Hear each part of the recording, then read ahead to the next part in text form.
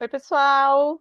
Vamos lá falar do relatório da WGSN, né? O consumidor do futuro. Tinha dado algumas pistas para vocês durante a semana aí, né? Chamando para esse webinar e falar um pouquinho desse relatório que analisa as tendências dos consumidores que emergiram no pós-pandemia, não só no Brasil, mas no mundo inteiro, né? Então, a palestra ela está dividida em os modelos de consumidores, como engajar com esses consumidores e termina com os sentimentos que vão ser mais prevalentes até 2024, tá bom? Eu trago também algumas referências aqui, que a gente pode ver que essas tendências estão se materializando na realidade, são realmente comportamentos que a gente pode ver verdadeiros nos dados que a gente analisa dos consumidores, ok? Então, o relatório, ele pega várias fontes, né, McKinsey, dados demográficos, dados, né, de web scraping da internet, tentando aglomerar, ou seja, clusterizar os consumidores em 4 perfis, né? Esses perfis são os controladores, os conectores, os experiencialistas e os construtores de memória. A ideia aqui é mostrar como que os sentimentos que geraram e os comportamentos que emergiram durante a pandemia impactaram diferentes pessoas de diferentes gerações e diferentes valores de forma diferente, né? Eu vou começar pelo primeiro, que é o que eu me identifiquei, porque é da minha geração e eu saí da pandemia assim também, tá? Que são os controladores. Quem são os controladores, né? São aqueles consumidores, aqueles cidadãos, principalmente da geração X e mais velhos, que estão cansados e abatidos pelos últimos 2 anos. A figurinha aí fui eu que né, coloquei pensando naquele meme, não sei se vocês lembram, no Instagram tinha um pai de pijama, sempre com o cabelo todo desgrenhado, falando: gente, aquela professora da minha filha, ela é uma santa, ela merece ganhar R$ 10.000 por mês. Como que a criança, como que consegue ensinar a criança a ler, a babá lavou o bebê sem bater na criança?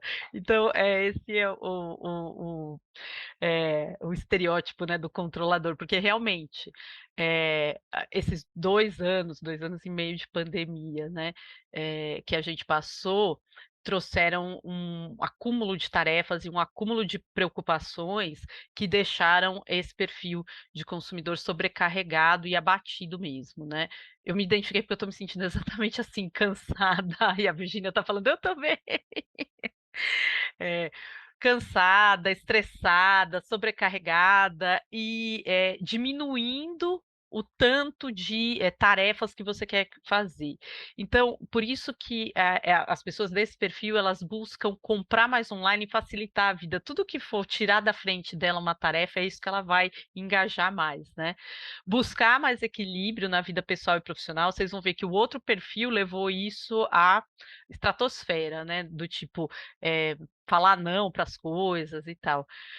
E como esse perfil aqui, ele quer simplificar a vida, e eu não sei se vocês já me ouviram falar disso ou alguma outra pessoa falando disso, mas eu falo disso direto de uma teoria econômica que ganhou o prêmio Nobel, que chama o paradoxo da decisão, né?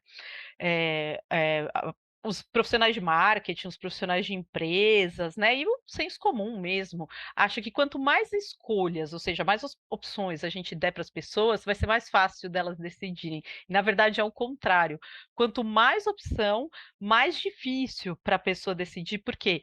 Porque isso gera na pessoa uma carga cognitiva, quer dizer, o cérebro fica sobrecarregado com aqueles cálculos mentais, o que é melhor e o que é pior. O cérebro não foi feito para tomar decisão, imensidão, nessa abundância de escolhas. Ele foi feito para a gente decidir entre 2, 3, no máximo, opções, né. O exemplo que eu dou em aula sempre é da prateleira de leite, né, no supermercado. Quando eu e a Virgínia Leite era criança lá em Barbacena, não, a gente não é de Barbacena, mas quando a gente era criança, né, lá nos anos 80, tinha 3 tipos de leite, A, B e C, era isso e pronto, né, era isso que você podia, consumir. Hoje você vai na prateleira, né, nem é uma, né, são um monte de prateleiras ali no supermercado de gôndolas com leite. Quando eu converso com a minha avó, tem leite até de amêndoa, avó. Ela: "Meu Deus, amêndoa tem teta? Como que tem amêndoa, leite?", né. Então, é esse o mundo que vivemos hoje, né. E os controladores não querem mais isso. Dê para ele 2 opções, 3 opções no máximo e pronto. E o melhor ainda é não dá opção nenhuma, resolve a vida dele. Como que eu faço para engajar esse tipo de consumidor, né? Eh, Primeira coisa, entregas programadas e serviço por assinatura. Esses serviços, eu não sei vocês, mas eu aqui estou viciada nos serviços de entrega, então eu já ponho assim: "Ah, todo mês me entrega aqui sabonete, pasta de dente", essas coisas que precisa todo mês, café, né. Tudo isso eu tenho uma entrega lá e vários marketplaces têm isso, né, que é compra e poupe, entrega programada. Tem também outros serviços de compra em supermercado que você pode pôr a recorrência. Então ele salva a sua lista de supermercado e todo mês ele te entrega aquilo e antes de ele te entregar, ele fala: "Ó, tá aqui sua lista, tem alguma coisa que você quer tirar? Tem alguma coisa que você quer pôr? Vê aí, né, para te entregar". Isso é o serviço que o controlador vai amar. Se você é prestador de serviço, né, adoro quando o médico, dentista já fala: "Não, pode deixar que eu te aviso quando você tem que vir para fazer o check-up, para fazer a limpeza, para fazer não sei o quê". E se o médico ainda tem, ou o dentista, né, ele tem lá o CRM dele no qual ele fala: "Olha, faz tanto tempo que você fez isso, agora você tem que fazer aquilo, agora você tem que trocar tal coisa", porque eu não quero pensar, né. Eu estava falando com uma médica essa semana passada, ela: "Ai, Lilian, você não quer fazer isso?", doutora, o que é que você fala que tem que fazer na minha idade? É isso aí, entendeu? Olha como eu sou o perfil todinho de controladora, né. E outra coisa que aqui no Brasil ainda não começou e ainda não está, bem desenvolvido, mas eu e todo mundo que trabalha na área espera que isso fique cada vez maior, é o comércio por voz, né. Então a Google Home, a Alexa, outras dessas speaker box, né, para quem tem Alexa em casa hoje só usa a Alexa para tocar música, anota coisa na agenda, mas ainda não, fala assim: "Ó, compra isso, compra aquilo", né. Você imagina você tá correndo, com criança num braço, sacola de supermercado no outro, uma mochila nas costas, aí vem na sua cabeça: "Putz, esqueci de comprar, sei lá, leite ou queijo. Alexa, pede aí para fulano queijo", entendeu? E aí entrega. Esse é o perfil do controlador, porque como está na imagenzinha ali, a pessoa está com muita coisa para fazer. Normalmente essas pessoas são casadas, têm filhos pequenos, né, têm trabalho, estudo, academia, um monte de coisa para administrar, e tudo que for para facilitar a vida dele é o que vai engajá-lo e você vai vender mais para esse tipo de perfil. O próximo parece que foi completamente afetado diferente e é de uma geração diferente, né. Esse perfil chama, estudo chamou de conectores, né. O que eles estão buscando, nessa, retomada, né, no depois da pandemia, é conexão, mas não é só, como na figura está mostrando, conexão com outras pessoas, é conexão consigo mesmo, é conexão com o mundo, é conexão com o espiritual, né. E eles, estão muito ligados com ter menos, fazer menos, né. E aí me lembra esse livro do que eu tenho visto demais em, propaganda do Edge, em, recomendação de livro, né, que é um best-seller, chamado Essencialismo, do Greg eu devo estar falando errado completamente o nome dele, Greg McCall, sei lá como é que fala esse, sobrenome. Mas o nome do livro é Essencialismo. Eu descobri outro dia também um podcast, com mais de 1,5 milhão de seguidores, podcast americano, né, de língua inglesa, mas produtores de conteúdo são americanos, mas para todo mundo que fala língua inglesa acompanha, né, o podcast, e o nome do podcast é Minimalismo, né. E é uma tendência de estilo de vida mesmo, as pessoas dessa tendência normalmente são geração Z e Y, né, só lembrando, geração Y não é só novinho, tá, o mais velho dos millennials já tem 41 anos, é isso aí, 41 anos, aí a Virgínia é millennial, 41 anos, né. Então parece que é uma tendência e essa geração pode, não todos, né, abdicar até de alguns marcos que eram, entre aspas, "comuns", né, ou usuais na vida das pessoas. Ter filhos e ter casamento. Isso não quer dizer que elas não têm vida familiar, né, mas os arranjos familiares, eles são diferentes, são famílias, são reconhecidos como famílias, mas são, diferentes do, entre aspas, "tradicional", né.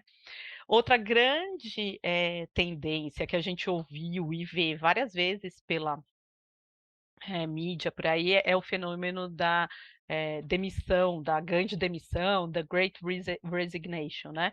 Então, pra que eu preciso ser gerente, diretor, eu quero fazer menos, e assim, se a minha vida for menor, eu morar num apartamento menor, eu morar mais longe, e eu tiver uma vida, entre aspas, mais simples, eu vou conseguir, né, me preocupar menos e me conectar mais comigo mesmo. Eu estava falando do podcast, né, o podcast lá são 2 homens, né, não tem nem 30 anos falando de minimalismo, é assim, ó, parece um apartamento espartano deles, sabe, o apartamento é todo branco, tem uma cama, um criado mudo, não tem TV, não tem sofá, né, um negócio assim todo e como que isso traz menos carga cognitiva para eles e mais chance de se conectar com outras pessoas e com eles mesmos, né, então é essa o ethos, né, os valores que esse tipo de consumidor valoriza. E como se conectar com esse pessoal? Então, para eles, as agendas de diversidade, equidade, inclusão não é que são extremamente importantes, são essenciais.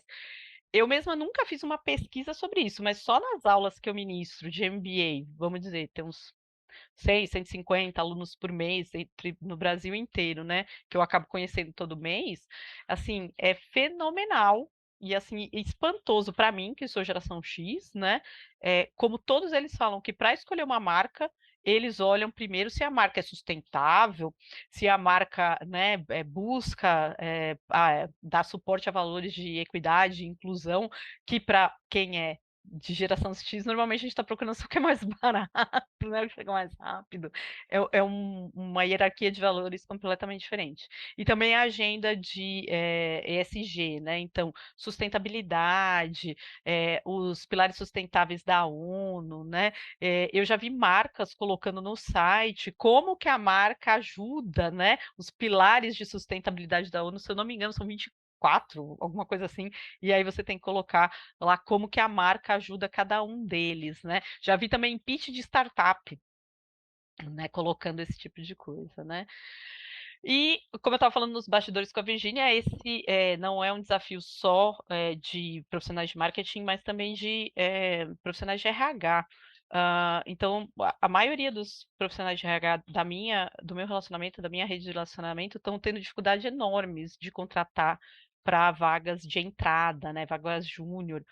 Porque as pessoas não, assim, não veem propósito, né, o grande termo que eles usam é propósito, né, em trabalhar para certas companhias, em certas atividades que eles acham que é uma cultura, de trabalho tóxica, ou que é um trabalho que, engana ou traz alguma coisa ruim, né, para o mundo. Pra atrair esses talentos, né, as estruturas vão ter que se tornar descentralizadas, o que me parece um desafio para quem já está na estrutura se livrar da estrutura, né, se livrar da hierarquia, se livrar dos códigos e principalmente se livrar da cultura de supervisão e controle, porque ainda é muito claro essa questão de horário de entrada, horário de saída, saber o que está se fazendo o dia inteiro, né. E, eu não conheço, né, assim, na minha, né, experiência pessoal de lidar um a um, empresas que conseguem fazer o trabalho assíncrono real, né, que é assim, o cara trabalha num, entrega tal dia, o outro trabalha em outro, então assim: "Ó, pode falar agora, o que que você quer?", e tal, né, é muito complicado.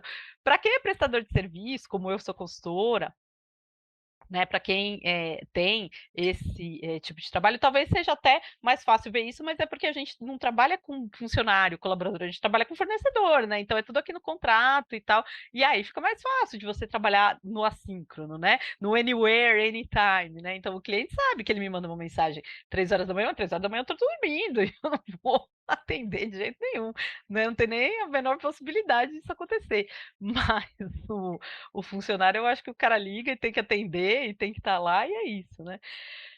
São poucas, realmente são poucas, mas não é só, um fenômeno americano. Para quem pensa que aqui no Brasil essa tendência não vai chegar e já está chegando e está chegando forte, não só para trabalhos, né, de área intelectual. O pessoal do turismo, que eu faço, projetos muito próximos com eles, né, das associações de turismo, eles falam muito que tem dificuldade de contratar para zeladoria, para, o pessoal, por exemplo, de camareira, né, limpeza e para recepção, que são cargos de entrada, né, e tem essa dificuldade por quê? Principalmente por causa da rigidez nos horários e na rigidez dos formatos de contrato de trabalho, não tem muito a ver com qual trabalho está se fazendo, e sim com essa rigidez. Bom, o terceiro, os experiencialistas, né, esse já é um tipo de consumidor que ele é mais hedonista, ou seja, esse consumidor está mais preocupado em sentir, né, e sentir em 2 termos, um é ficou extremamente privado durante a pandemia de fazer as coisas que ele gostava de fazer. E agora que volta, né, para a vida, ele não quer viver só no real, ele quer sentir tudo ao mesmo tempo agora. Então o consumidor ele desse tipo de perfil, ele é híbrido e quer experimentar tanto o consumo quanto a vida, real e digital de forma simultânea. Então, uma das tendências é a questão de realidade aumentada e de realidade virtual. Então, por exemplo, aqui é uma imagenzinha, né, de realidade aumentada na qual você tem um mapinha do Google Maps, né, no qual você vê os negócios que estão na rua por interface do celular. E aí você vê, olha, aqui tem um trem, ele, né, você vai pegar 120 metros. Aqui tem um restaurante, olha quantas estrelas ele tem. Aqui tem um supermercado, quantas estrelas. E aqui tem um hotel, quantas estrelas. E ele já vai te marcando, te flagrando, né, em cada lugar. Eu vi também uma empresa brasileira, startup, que é uma dessas que a gente chama de Turistech, né? Porque agora tem tudo: Martech, Turistech, Health Tech, Retail Tech, né? Fintech. Então, essa Turistech na Rio Innovation Week em janeiro, fazendo exatamente isso para destinos inteligentes aqui no Brasil, né? Então, pode ser com óculos VR, com o celular, no qual você vai andar pela cidade e você vai ter essa visão aqui, ó, aqui com o seu celular, né, você vai ver a imagem, ele vai dizer: "Ah, isso aqui é tal coisa", vai mostrar o menu, sem você precisar acessar site, né, acessar página de rede social, ele já vai te dar as informações que você quer, né. O que que esse consumidor quer? De novo, ele quer experimentar tudo ao mesmo tempo agora, né. Esse é um exemplo que eu trouxe da minha aula mesmo, né, de tendências de marketing digital. Não tem áudio, eu vou só começar a dar play no vídeo só para vocês verem. Esse é um menu em realidade aumentada, então a pessoa lê o menu pelo celular, ele já dá os pratos que tem no menu, qual é a estrela, o ranking, né, e ele coloca os comentários dos usuários dizendo: "Olha, você está com fome? Pede isso. Você não está com muita fome? Pede aquilo. Está com dieta? Pede não sei o quê", né. Muito melhor que aqueles menus de QR Code que não é só um PDF, né. Isso realmente é uma boa experiência do consumidor utilizando realidade aumentada. Já tem muita martech, né, oferecendo esse serviço, não vou dizer que é barato, não, mas eu acho que é algo que, se eu fosse dona de restaurante, eu investia, porque o pessoal podia ir lá só para ver um menu diferente, né. Então, tendências de realidade aumentada, NFTs, né, para quem não conhece NFT, NFT é como se fosse o certificado de propriedade no digital, tá. Então vamos dizer, a Virgínia aí fez um tweet que viralizou, certo? Quem é dono desse tweet? Hoje é a Virgínia, né, que ela tem lá a página, né, do tweet dela e tal. Mas ela pode vender o tweet, e aí fala assim: "Ó, isso aqui virou uma peça, uma obra de arte", né. Tem um, não sei se vocês lembram do Trump, que ele tweetou um negócio que ele deve ter apertado errado lá e ele tweetou Covfefe, né, ninguém sabe o que ele queria falar ali, mas todo mundo se lembra no Twitter desse Covfefe, né. É que a conta do Trump não tá mais lá, porque ele foi banido do Twitter, né, mas isso poderia ser uma NFT, você ter a posse desse tweet. Muita gente vai falar assim: "Pô, Lilia, mas eu posso copiar a imagem e ter". Verdade, eu posso, mas o original, né, só um tem. É como se eu falasse assim: "Quem tem a Mona Lisa?". É só o Louvre, aquele lá é o original. Eu posso imprimir um quadro aqui e ficar muito parecido, eu posso encomendar alguém para pintar igualzinho, envelhecer e tal, e ter aqui na minha casa, né. É a mesma, não é a mesma coisa da cópia não, mas um é o real e o outro não é. O NFT é essa questão de, que eu vou poder, certificar que aquele tweet é o tweet que a Virgínia fez lá, né, ou que aquele meu perfil é o meu perfil da Lilian, né. Hã que aquele vídeo que eu produzi fui eu mesma, tudo isso são certificados de posse. Então, a internet com a Web3, né, vai ter essa questão de por enquanto, hoje ainda é tudo mato, eu sei que todo mundo ainda acha que a época do mato na internet acabou, mas ainda não. Ninguém tem posse de nada ainda, e daqui a pouco a gente vai começar a colocar, né, as cercas, os arames farpados e falar: "Ó, isso aqui é só meu, tá?". Lógico, o metaverso, eu falo muito de metaverso para jornalista, ficam me perguntando 500 coisas disso aí, né, mas assim, a verdade é que, a gente já vive no metaverso, né, as barreiras entre o real e o virtual já caíram, mas o que vai acontecer é que vai tanto a vida digital vai se inserir cada vez mais, como essa questão de realidade aumentada no mundo real, e o mundo real também se transfere para o digital. Eu acho que o mundo real para o digital ele já transferiu, e um dos principais indicadores de que isso já aconteceu, é que 40% dos casais hoje, sejam homossexuais ou heterossexuais, se conhecem pela internet, né, eles se conhecem pela internet. E muitos desses relacionamentos nunca vão para o real, mas não vou ser eu nem vocês que vão falar que esses relacionamentos não são reais, né, eles são relacionamentos, né. Então, essa é uma das maiores evidências de que o metaverso já existe, né.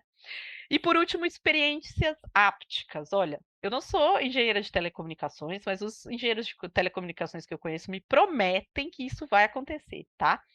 Hoje, na internet, a gente consegue passar só 2 sentidos: visão e audição. São as únicas coisas que a gente consegue, é o que a gente está fazendo aqui, né, vocês estão me vendo, estão me ouvindo, mas vocês não conseguem me tocar, vocês não conseguem sentir cheiro, e se a gente fosse, né, compartilhar uma refeição, não consegue sentir gosto, não tem como, né, isso aí ainda não foi para o digital.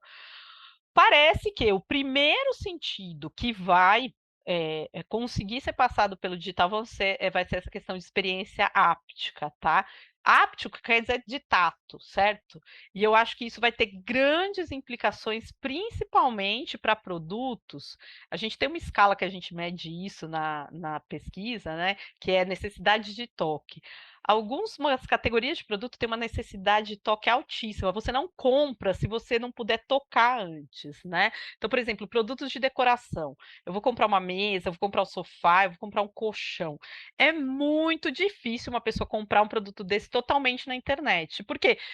Eu não sei como que é o material de qual é feita a mesa, né, eu não sei como é o toque do sofá, será que ele é firme, né, porque a questão de toque não é só na mão, né, eu sento nele, eu sinto o sofá, eu sinto se ele é firme ou se ele é macio, né, será que ele me suporta bem ou não? O colchão é a mesma coisa, né.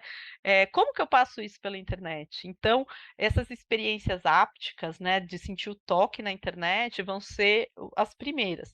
O que acontece hoje é passar isso por, eh, macacão e luvas, né, ápticas, de retorno áptico, né. Os primeiros que estão sendo usados na medicina, né. Então pra telemedicina hoje, o médico, por exemplo, vamos dizer, é um oncologista especialista em câncer X. E é muito difícil, sei lá, trazer o paciente aqui para São Paulo ou levar o paciente lá para o interior de não sei da onde, né? Levar o médico para o interior de não sei da onde. Por que não faz esse assessment à distância antes, para ver se realmente precisa? Mas para isso o médico precisa sentir, né? Então o que que acontece? O que que está acontecendo hoje, principalmente com as aplicações de 5G, né? Vai alguém lá com uma máquina portátil, pode ser uma enfermeira, pode ser um outro médico, ele vai lá e, guiado pelo médico, que também está com uma luva na mão dele, o enfermeiro ou o médico no local, apalpa o paciente onde é o tumor, onde é a lesão, enfim, e o médico daqui consegue sentir o retorno total. Eu já vi isso sendo feito em eh, eh, ginecologia e obstetrícia, né? Porque o médico, quando a gente está grávida, ele precisa sentir a barriga para ver se o neném está para cima ou está para baixo, né? E tal. E aí você consegue sentir o feto ali nesse momento, né? Esse é o retorno áptico, é feito hoje por essas luvas, tá? Mas dizem que depois de um tempo não vai precisar de luva, não. Vai ser ou por chip ou por algum outro tipo de retorno, tá? Os construtores de memórias, né, esses são acho que esse é o último. É o último tipo de consumidor que, trouxe para aquela pessoa um sentimento de tempo perdido, né, fala assim: "Putz, eu perdi 2 anos e meio da minha vida e não pude fazer, não construí memória nenhuma. O que que eu fiz nesses 2 anos? Não lembro de nada", por isso que é construtores de memória. Então, assim, é como se tivesse passado esses 2 anos e meio, assim, num apagão, né, e agora eu voltei à vida e quero recuperar o tempo perdido, né. E esse tempo perdido, elas acham que elas não viveram ou não viveram como o seu verdadeiro eu, é como se falasse assim: "Eu era o zumbi e agora eu sou eu de verdade". Então as pessoas se divorciaram, falaram assim: "Nossa, é esse meu marido, né, que eu tô não é essa vida que eu quero, né, ou é esse o emprego que eu tenho, não é isso que eu quero". E agora elas querem ser a sua melhor versão. E nessa sua melhor versão, muitas vezes estão buscando o que lhes era familiar, principalmente na infância, que é o consumo de nostalgia, né. Então um retorno a esses consumos de nostalgia. Como se engajar com esse cara? Principalmente, primeiro, autocuidado, né. Então, uma pessoa que quer construir memórias está muito voltada para dentro de si. E não é só o autocuidado na questão de cosmético, né, não. Crescimento pessoal, físico e mental. Então, cursos que façam com que essa pessoa, ache que ela está atingindo o seu maior potencial, né. Conteúdos que façam com que essa pessoa tenha um melhor autoconhecimento sobre quem ela é, né. Eu vejo muito, assim, em relação a, líderes, né, voltados para liderança, falando assim: "Olha, você é um líder, você tem equipe, então agora o seu negócio não é só ser um bom gestor, é se conhecer para você ter a melhor resposta, ou ser o melhor que você pode para os seus liderados, né". Então é uma mudança de pensamento muito grande, né. E também achar, grupos de afinidade. Então, assim, como a pessoa acha que não encontrou seu verdadeiro eu, né, durante e perdeu esse tempo durante a pandemia, então ela está buscando pessoas que tenham, valores iguais a ela. Então, grupos de montanhismo, grupos de, combate à pobreza, de, mudança climática, enfim, né, fazer a diferença do mundo. E é essa questão de compras coletivas, no sentido de que as pessoas querem se conectar com essas outras que têm esses valores iguais aos dela, né. E terminando aqui, a gente vai, eu vou, deixar para vocês a questão, dos sentimentos que vão ser comuns, até 2024, de acordo com esse relatório, eh, nos consumidores, não de todos os perfis, não só desses 4 perfis, né. Então, um sentimento que eu acho que todo mundo está sentindo pós-pandemia é ansiedade e aflição, né. O que vai acontecer agora, né? É aquele sentimento, assim, de apocalipse iminente, né. Então, aconteceu o covid, o primeiro sentimento foi negação: "Não, a gente vai voltar daqui 2 meses, daqui 2 semanas", né. E agora que a gente está saindo, assim, mas será que a gente está saindo mesmo? É como, né, gato escaldado tem medo de água fria, né. Será que é isso mesmo? Aí veio logo a guerra da Ucrânia-Rússia, né, e aí, meu Deus, agora a guerra e eleição e tal, então a gente vive nesse estado de apreensão total. esse estado de apreensão total e combinado ao mundo digital, que não é uma coisa de agora, né, é de mais de 20 anos, torna todos os cidadãos extremamente estimulados, superestimulados. E existe essa questão de fadiga, como no primeiro perfil, mas todos estão cansados e às vezes, eh essa superestimulação, traz uma resposta que é de fuga, né, a gente chama de resposta, luta ou fuga, fight or flight, né. Essa de fuga é assim: "Não vou assistir mais jornal, não vou ler mais notícia, não vou ver mais nada de rede social". Ah, a gente falou no podcast outro dia de slow content, né, falar assim: "Olha, eu não vou postar todo dia, eu nem vou postar toda semana", entendeu. Você tem que entender que eu sou uma pessoa que eu respondo dessa hora a tal hora. "Ó, hoje minha loja está fechada, eu não vou trabalhar", né. Que é uma coisa que a minha geração e os mais velhos acham meio esquisito, né, você tem um horário de funcionamento, aí um dia você fala: "Não, não, simplesmente eu não vou atender, porque não estou tendo um dia bom", né. E aí vem esse cuidado, né, ao tomar riscos, né, essa cautela, às vezes até exagerada, né, as pessoas com muito medo, muita apreensão, buscam não consumir, não, gastar, não fazer e se retrair para tentar controlar um pouquinho mais do ambiente, né. E como a gente viu nos minimalistas lá, um sentimento de contemplação e fascinação, né. Eu acho que, se eu fosse pegar o meu chapéu aqui de PhD em psicologia do consumo, falar que isso é um pouquinho de, que é o sentimento do luto, né. Quando a gente, vive um luto, seja um luto porque morreu uma pessoa querida, ou um luto porque você perdeu alguma coisa, porque o luto não precisa ser só porque perdeu alguém, né, pode ser porque você perdeu algo, porque viveu algo traumático, e por mais que, a gente tenha saído mais ou menos ileso entre mortos e feridos do Covid, foi, um trauma. E esse luto que a gente vive pós-Covid, né, traz um retorno ao que é importante para você, né, e para né, não é, coletivo, todo mundo valoriza a mesma coisa, né. É esse sentimento de contemplação e fascinação por o que te interessa, seja a natureza, seja a espiritualidade, enfim, sejam as outras pessoas, seja o prazer, como os hedonistas lá dos experiencialistas, né, esse, sentimento de contemplação e fascinação que gera, que é uma resposta ao trauma, né, do luto. É isso. Deixar aí para vocês meus contatos, meu e-mail, sigam lá no Instagram, @professora.liniacarvalho e, espero que vocês tenham aprendido bastante sobre esse tema de, como são os perfis pós-pandemia.